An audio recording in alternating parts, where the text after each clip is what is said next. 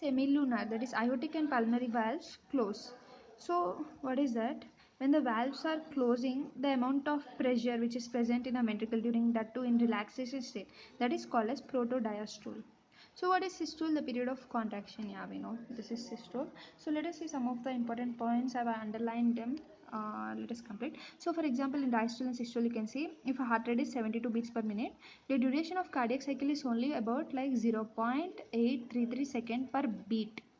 And 35.2, that diagram is called as mainly Vigor's diagram. So you can see this diagram is very important, this graphs, this is called as Vigor's diagram. We will also discuss it, very easy.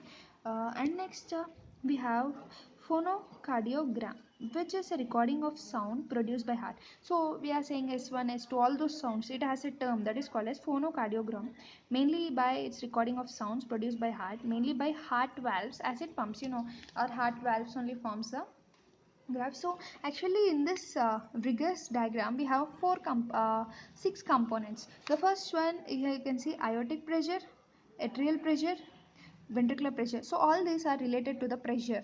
They are mainly detecting the pressure in the graph. And this ventricular volume, this blue one, this is detecting the volume, and here ECG and phonocardia. So on the basis of the same principle we will see all these graphs, so it will be very interesting.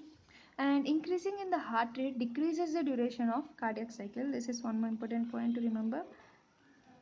So at a normal heart rate of 72 beats, the systole is of like 0.4 of entire cardiac cycle, and at 3 times the normal heartbeat, the systole is like about 0.65 of the entire cardiac cycle. This means that the heart beating at a very fast rate does not remain relaxed long enough to allow the complete filling of cardiac chambers before the next contraction. So what they are saying is, if the heart rate is increased, even the cardiac cycle increase. What is the reason behind that? As the heart rate is increasing, the ventricle is not having enough time to fill the completely fill the blood. As the ventricle is not having the time to completely get filled, so that is the reason why it continuously undergoes the cardiac cycle. So that is the reason why if heart rate increases, there is decrease in the duration of cardiac cycle. And next, the mechanical events in heart. So you can see the period of rapid filling lasts for about first third of diastole. And during the last third of diastole, atria contract and give additional thrust to inflow. 20% of actually we also discuss all this in our video. Projection of ejection, yeah, all this we completed. So here you can see in our textbook what are the phases given in cardiac cycle. First, rapid filling of ventricles, slow filling of ventricles, atrial systole, isovolumetric contraction, rapid ejection, slow ejection. Protodiastole is the one which is extra added. That's why we got here 8, but in that you see only 7 we got. Isovolumetric relaxation. So everything only this protodiastole. What is this protodiastole? When this aortic valve is closing, some of the blood will come back, right? Instead of coming back, as it's shut down immediately, and preventing the backflow of the blood from semilunar valves, that is called as protodiastole. And electrical events of see about 0.16 after the onset of P wave, the QRS waves appear. So now let us start with this huge diagram. So you can see this is a volume and the pressures here. So first let us start with each. Once let us recall the cardiac cycle. Isovolumic contraction. So what happens in isovolumetric contraction? Both valves are closed and ventricle is pumping as a closed chamber. So in this case, what happens to aortic valve? Yeah, aortic valve opens during ejection, right? So the aortic valve pressure increases till here, and in relaxation again decreases because it's relaxation time. And diastasis means again, you know, it is filling time for yeah, so this is a filling time, so again it decreased, and again systole has come, so again increase. So this is about the aortic pressure. It is done. Next, let us see about this red line. Before the red line, let us see this dotted black line. So this represents the atrial pressure. So in atria, what happens? As we discuss our A wave, C wave, right? So this is starting here, means from atrial systole. Let us start. Atrial systole, A wave is formed. When C wave is formed, we know during isovolumetric contraction, and when we wave until the next cycle, right? So this is about atrial pressure. So you can see here in isovolumetric contraction, just it has come from here, and during ejection it will of course increase. And next comes the ventricular pressure. So this red one is a ventricular pressure. So ventricular pressure in contraction, in isovolumetric contraction, of course, try to increase this pressure up to here. But in ejection, it rapidly increases, and isovolumetric relaxation, again, it comes somewhat lower. Rapid inflow. So here it is filling the blood, diastasis, filling the whole blood, and again atrial systole. So again somewhat increased. As it is ventricle, it doesn't have that much impact on atrial systole, so only somewhat it has increased. And now here can say again it has increased rapidly because another cycle has started. So like this the ventricle pressure goes. Next, let us see the ventricle volume. So you can see the ventricle volume. Ventricle volume during ejection, it is decreased. Why it is decreased? Because it contracted. You can understand when the ventricle is contracted, it squeezes, so the volume is decreased. But again, you can see rapid inflow, it is increased, especially in diastasis, filling time, it will increase rapidly.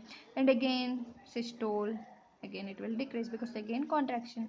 And next, ECG. Let us see how ECG is related to this. So you can understand contraction, isovolumetric contraction. Contraction means a QRS complex will come because it's depolarization of our ventricular ventricle. So this is P wave. P wave comes where in our atrial depolarization. But you know about ventricular isovolumetric contraction. So QRS complex has come, and here has come our what is this?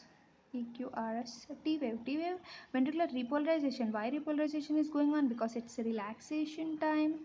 Relaxation means ventricular repolarization. And again, straight line. Why straight line? Rapid inflow, diastasis, blood volume is getting restored. And again, P wave has come. Why P wave has come? Atrial systole.